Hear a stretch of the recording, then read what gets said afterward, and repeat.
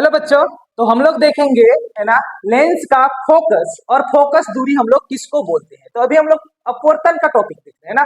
प्रकाश का अपवर्तन में हम लोग देखेंगे लेंस लेंस में हम लोग लेंस का हम लोग फोकस देखेंगे और लेंस का फोकस दूरी हम लोग किसको बोलते हैं इसको देखेंगे। पिछला वीडियोज में हमने देखा लेंस किसको बोलते हैं, लेंस का ज्यामितीय आकार क्या होता है, लेंस कैसे बनता है। अब हम लोग देखेंगे लेंस का फोकस या फोकस दूरी क्या होता है। चलिए एक एक करके समझते हैं। हम जानते हैं कि लेंस कितने प्रकार का होता है, दो प्रकार का होता है। कितने प्रकार का होता है, दो प्रकार का होता है। एक उत्तल लेंस होता है और दूसरा अवतल लेंस होता है। यही दो प्रकार का लेंस है। अब उत्तल लेंस का हम लोग बात करते हैं तो ये हमारा उत्तल लेंस इस प्रकार का बनता है और ये हमारा मुख्य अक्ष है। क्या है ये, लेंस का मुख्य अक्ष है। ये लेंस का मुख्य अक्ष है।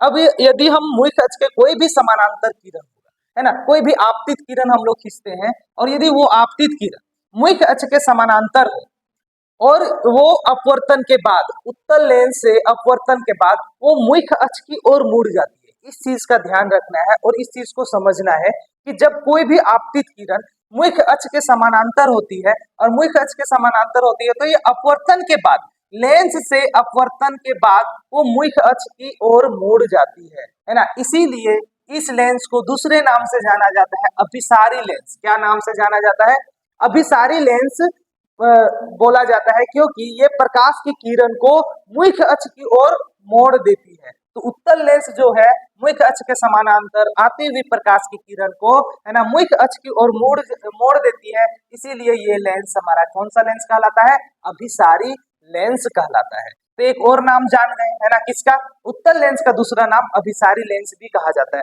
तो जब भी कभी भी अभिसारी लेंस वर्ड या शब्द प्रयोग हो तो एकदम कंफ्यूज नहीं होना है, समझ जाना है कि ये उत्तल लेंस ही है। अब हम लोग समझते हैं फोकस को है ना। फोकस को, ये हमारा लेंस है, ये उत्तल लेंस है और ये मुख्य अक्ष, ये मुख्य अक्ष है। अब मुख्य अक्ष के आती हुई समानांतर किरण है ना, मुख्य अक्ष के आती हुई मुख्य अक्ष के समानांतर आती हुई प्रकाश की किरण है ना अपवर्तन के बाद मुख्य अक्ष के जिस बिंदु पे मिलती है, मुख्य अक्ष के जिस बिंदु पर मिलती है वही बिंदु है ना, इस बिंदु को हम लोग बोलते हैं फोकस बिंदु। क्या बोलते हैं, फोकस बिंदु। एक बार फिर आप लोग सुन ले है ना, मुख्य अक्ष के समानांतर आती हुई प्रकाश की किरण उत्तल लेंस से अपवर्तन के बाद मुख्य अक्ष के जिस बिंदु पर मिलती है वही बिंदु क्या कहलाता है, उत्तल लेंस का फोकस है ना, फोकस बिंदु कहलाता है, फोकस बिंदु कहलाता है। और ये ध्रुव है, ध्रुव को हम लोग प्रकाश केंद्र भी दूसरे शब्द में बोलते हैं।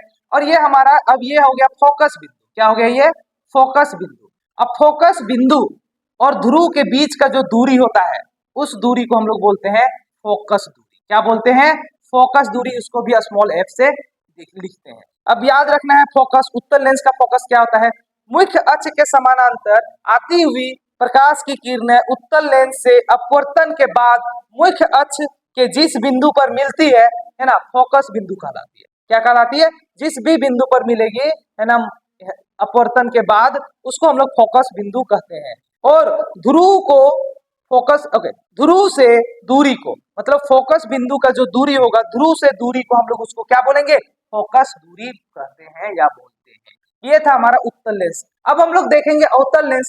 तो अवतल लेंस इस प्रकार देखिए, ये हमारा अवतल लेंस है ना, इसमें क्या है, ऊपर क्या बोलते हैं, अपवर्तक सतह धसा हुआ है, इसमें अपवर्तक सतह फैला हुआ है, उभरा हुआ है, इसलिए उत्तल है। इसमें अपवर्तक सतह धसा हुआ है इसीलिए इसको बोलते हैं अवतल। अवतल का मतलब होता है धसा हुआ है ना। तो अवतल लेंस है।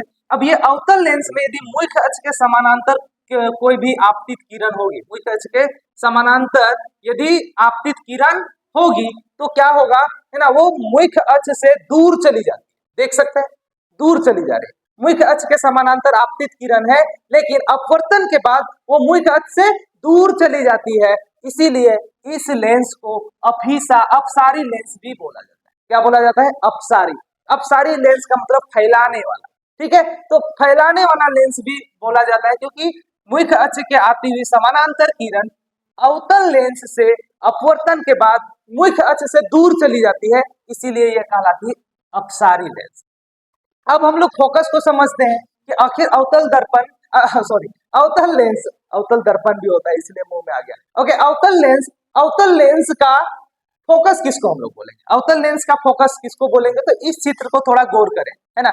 ये हमारा मुख्य अक्ष है, ये मुख्य अक्ष है लेंस का, या अवतल लेंस का ये मुख्य अक्ष है। तो अवतल लेंस का ये मुख्य अक्ष है, मुख्य अक्ष के समानांतर आती हुई किरणें अपवर्तन के बाद, है ना, मुख्य अक्ष के समानांतर आती हुई किरणें अवतल लेंस से अपवर्तन के बाद जिस बिंदु से आती हुई प्रतीत होती है, यहाँ पर मुड़ेगा, मिलता तो नहीं, मुख्य अक्ष से तो मिलता नहीं है, तो मुख्य अक्ष से दूर चली जाती है, इसे फैल जाती है। देखो ये इधर मुड़ गया, इधर ये इधर मुड़ गया, है ना। तो मुख्य अक्ष के समानांतर आती हुई प्रकाश की किरण अवतल लेंस से अपवर्तन के बाद जिस बिंदु से आती हुई प्रतीत होती है, उस बिंदु को हम लोग लेंस का फोकस बोलेंगे, और ध्रुव से दूरी को हम लोग फोकस दूरी बोलेंगे। तो यहाँ पर ये दोनों किरणें आपस में तो नहीं मिलेंगे, मुख्य अक्ष को तो नहीं काटेगी, ये दूर चली जाएगी, लेकिन इसको जब हम पीछे बढ़ाएंगे दोनों रेखा को, तो लगेगा कि ये एक बिंदु से आ रहा है। ये प्रकाश की किरण अपवर्तन के बाद ऐसा प्रतीत होगा कि एक बिंदु से आ रहा है। देख लग रहा है ना कि ये यहाँ से ही निकल रहा है, क्योंकि ये तो मुड़ चुका,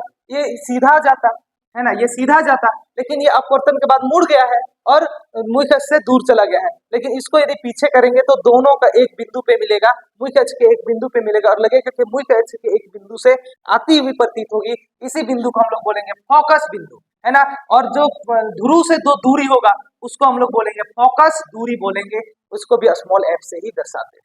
तो ये था हमारा लेंस का फोकस और फोकस दूरी। तो दोनों के केस में, उत्तल लेंस और अवतल लेंस के केस में, इसको आप लोग लिख सकते हैं, नोट्स बना सकते हैं और समझ के रख सकते हैं। फिर हम लोग देखते हैं नेक्स्ट टॉपिक।